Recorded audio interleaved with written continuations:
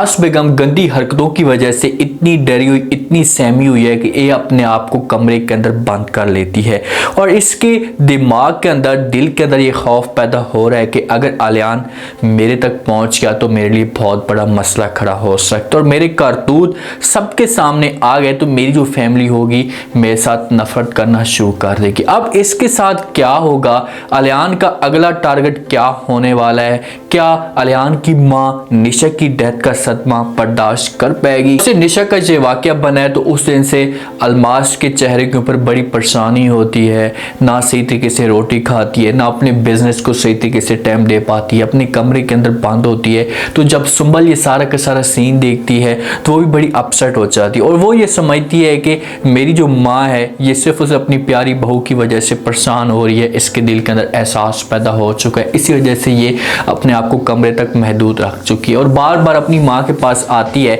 और आकर बात करती है और सारी वजह पूछती है और कहती है कि माँ जी मुझे पता है कि आप वो सिर्फ नेहा की वजह से परेशान है, आपको परेशान होने की कोई भी ज़रूरत नहीं है। मैं ऐसा आपको कहती हूँ कि आप कॉल करें, उनके साथ बात कर लें और अगर आपके पास वापस आती हैं तो आप उनके साथ खुशी के साथ रहना शुरू कर दें। लेकिन सुंबल को इस बारे में नहीं पता कि ये औरत किस वजह से परेशान है। ये तो सिर्फ आलियान वालों की तरफ से परेशान है कि भाई साद और साद की माँ अपना बिस्कुल किया और यहाँ से चले गए हैं और अगर मुसीबत आती भी है तो मेरे ऊपर आएगी सारी की सारी मुसीबत। ये इसी वजह से अपसेट है और इसी वजह से कमरे के अंदर छुप कर बैठी हुई है। अब जो आलियान का दोस्त है नासिर वो हॉस्पिटल में मौजूद होता है, निशा की डेड बॉडी का इंतजार कर रहा होता है। इतने में जब वो वहाँ पर आलियान भी पहुँच जाता है। जब आलियान पहुँचता है तो नासिर को आवाज़ देता है, एक दूसरे के साथ गले मिलते हैं। आलियान बार बार जब वो कहता है नासिर को ऐसा कभी भी नहीं हो सकता, मैं इस बात के ऊपर यकीन नहीं कर सकता, मेरी निशा मुझे कैसे छोड़कर जा सकती, वो बेचारा पार्ट पर रोता है। तो आगे से नासिर जवाब देता है और कहता है कि भाई वो मेरी भी बहनों जैसी थी और मैं भी सारी रात यहीं पर बैठा रहूं अकेले में और रोता रहूं और कोई मेरे आंसू पूछने वाला भी नहीं था। तो आलियान कहते हैं कि आप अकेले में कैसे बैठे रहे, आपके साथ साथ कहाँ था और वो आंटी कहाँ थी। जिस वक्त नासिर बातें सुनता है तो वो आलियान को जवाब देता है और कहता है कि भाई साथ को तो मैंने नहीं देखा लेकिन आंटी मौजूद थी, लेकिन जैसी डॉक्टरों ने बॉडी देने से इनकार किया तो वो आंटी भी मुझे छोड़कर चली गई। उसके बाद आलियान ये समझता है कि ये सारी की सारी जो चाल थी ये जहाँ पर साथ की थी और साथ की माँ की थी, इन्होंने ही कुछ ऐसा किया होगा मेरी बहन के साथ जिसकी वजह से मेरी बहन की मौत वाक़या हो गई है। नासिर के साथ ये बात भी कर सकता है, नासिर को कह सकता है कि भाई उसने जो वो मेरे बार बार बताने की कोशिश भी की है कि ये लोग मेरे ऊपर जुल्म कर रहे हैं, मुझे मारने की कोशिश कर रहे हैं, लेकिन मैंने उस वक्त इसकी बातों के ऊपर तवज्जो नहीं दी। अगर तवज्जो दी होती तो आज मेरी बहन के साथ ऐसा ना होता। और वो अपना गुस्सा भी निकालता और कहते कि बस मैं अब इन लोगों को देखूंगा, मेरी बहन के कातलों को मैं कभी भी नहीं छोड़ूंगा, इन लोगों को मंतकी इंजाम तक पहुंचाऊंगा। नासिर यहाँ पर समझाने की कोशिश करेगा, इससे कहेगा कि भैया आप परेशान ना हो, इस वक्त जो वो गुस्सा करने की कोई भी ज़रूरत नहीं है, थोड़ा सा संभल कर रहें, जैसे हालात ठीक होते हैं आपकी माँ की हालत जैसी बेहतर होगी तो उसके बाद जो वो हम ये सारे मामले को देख लेंगे।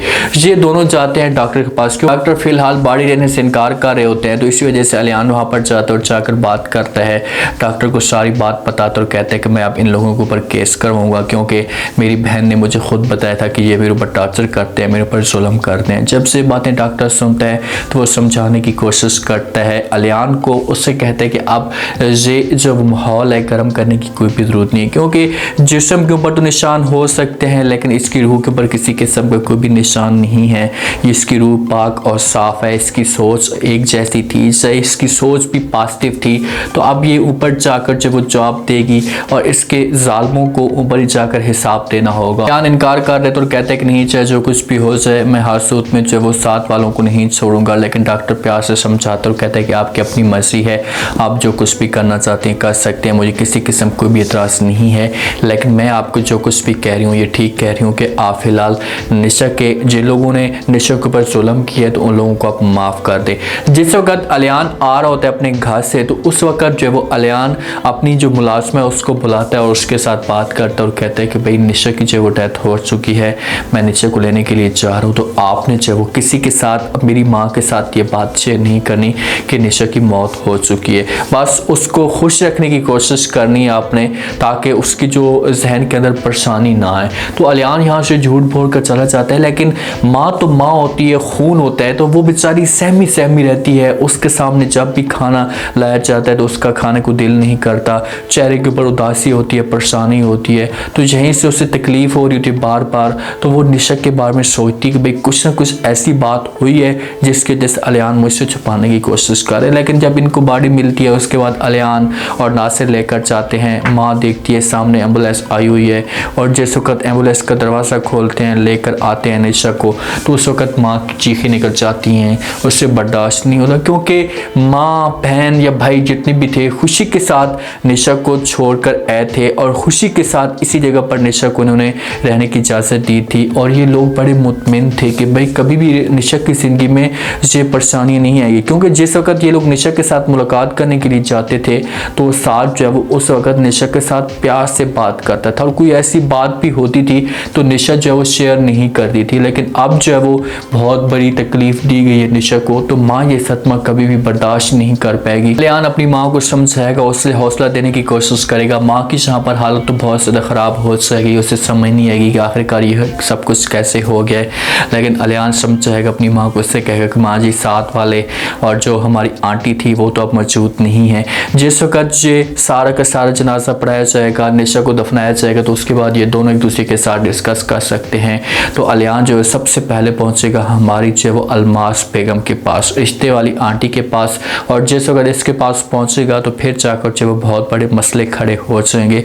फिर जो वो आसपास वालों के सामने अपनी माँ की जो वो असलियत आना शुरू हो जाएगी। फिर जाकर पता चलेगा कि भाई हमारी माँ जो वो कितनी गिरी हुई है। सबसे पहले तो यहाँ से अलियान जाता है साद के घर, साद की माँ के घर। वहाँ पर जो वो चौकीदारों से भी सब कुछ पूछता है तो आगे से जो वो चौकीदार इनकार कर देते हैं और कहते हैं कि हमें इस बारे में कुछ भी नहीं पता, पहले ये मौजूद थे, इतना इन्होंने हमें बताया कि हम लोग दोपहर चाह रहे हैं, आप लोग यहाँ पर हैं।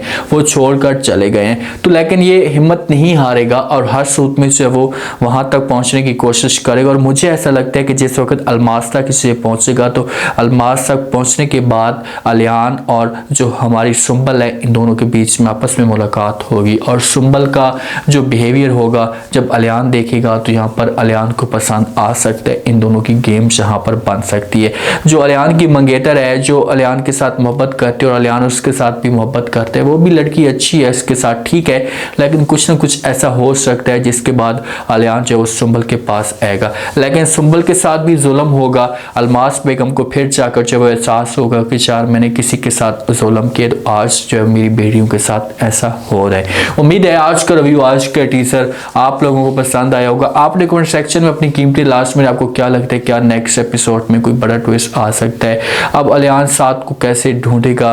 क्या अलियान की माँ निशा का सदमा बर्दाश्त कर पाएगी? नेक्स्ट एपिसोड में अलमास बेगम के लिए कौन सी परेशानियां आने वाली हैं? लास्ट में फीडबैक दें, चैनल को लास्ट में सब्सक्राइब कर दें। अपना खास ख्याल करें। शुक्रिया। अल्लाह हाफ़िज़।